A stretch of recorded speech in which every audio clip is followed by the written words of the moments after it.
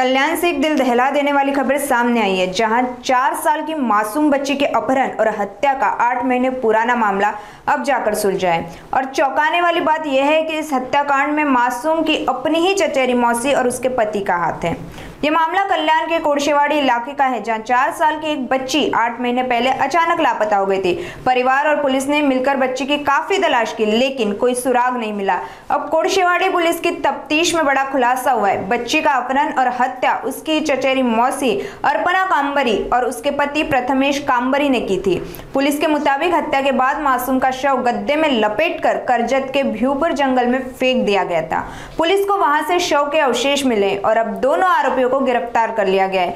हत्या की वजह पारिवारिक विवाद या निजी रंजिश मानी जा रही है। पुलिस इस केस से जुड़े सभी पहलुओं की गहरी जांच कर रही है। पोलीस स्टेशनच्या हद्दीमधली सदरची घटना आहे।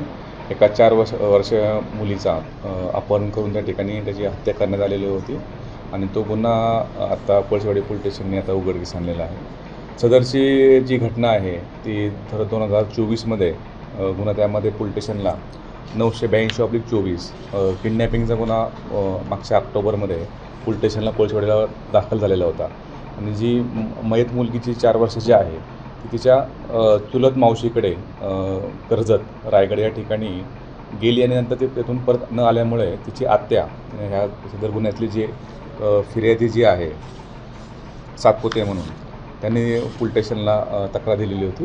त्या संदर्भाने पोलीस स्टेशन गुन्हा दाखल करण्यात आलेला होता आणि त्या किडनॅपिंगच्या केसमध्ये मागच्या 7-8 महिन्यापासून त्या ठिकाणी तपास सुरू होता।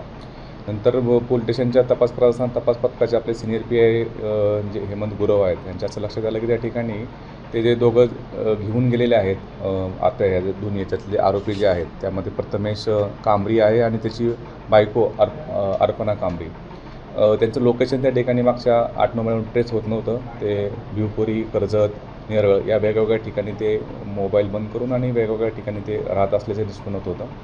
मागच्या आठवड्यामध्ये आपल्याला टीप मिळाली की त्या ठिकाणी ते येणार आहेत। त्या अनुषंगाने आपली टीम त्या ठिकाणी गेली आणि त्या दोन्ही आरोपींना त्या ठिकाणी ताब्यात घेण्यात आलं।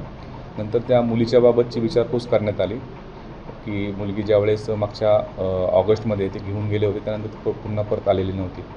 नंतर त्यांच्या इंटरव्ह्यूमधून लक्षात आलं की मागच्या वर्षी सप्टेंबरमध्ये सदर मुलीला तिच्या वागण्यावरून किंवा तिच्या याच्यावरून त्या त्रासाला कंटाळून त्याचा जो नवरा आणि त्या बायकोने प्रथमेश कांबरी आणि अर्पणा कांबरी तिला मारहाण केली आणि त्या मारहाणीमध्ये तिचा मृत्यू त्यामध्ये झालेला होता आणि तिचं जे प्रेत आहे ते प्रेत नेरळच्या एका ठिकाणी त्यांनी याची विल्हेवाट लावली। अशा प्रकारची माहिती मिळाल्यानंतर त्याच्यामध्ये सदर गुन्ह्यामध्ये कलम वाढ करून 103 BNS 103 प्रमाणे त्यामध्ये वाढ करण्यात आली।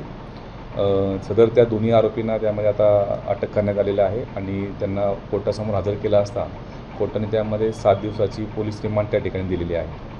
सदर मुलीचे वडील जे आहेत ते मुलीचे वडील हे उल्हासनगरच्या एका केसमध्ये चोरीच्या केसमध्ये मागच्या 1 वर्षापासून जेलमध्ये होते आणि त्या जेलमध्ये असल्यामुळे नंतरचे त्या मुलीचा सांभाळ कुणी करायचा, तिच्या नातेवाईकांकडे कुणाकडे राहू शकते अशा प्रकारे म्हणून ते चुलत मावशीकडे त्या ठिकाणी राहत होती आणि नंतर ज्यावेळेस तिच्या आत्याकडे तिला आणण्याचा त्या ठिकाणी प्रयत्न केला त्यावेळेस त्यांचा संपर्क होऊ शकत नव्हता।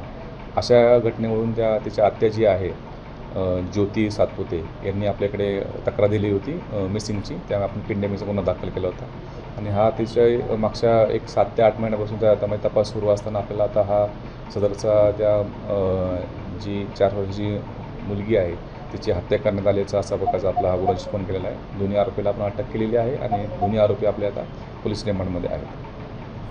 त्याच्यामध्ये जे आरोपी अटक केलेले आहेत आरोपीचं नाव त्याच्यामध्ये आहे प्रथमेश कांबरी आणि त्याच्या बायकोचं नाव आहे अर्पणा कांबरी। त्या दोघांनाही आपण अटक केलेली आहे आणि त्यांना 7 दिवस पोलीस रिमांड कोर्टाच्या ठिकाणी दिलेली आहे।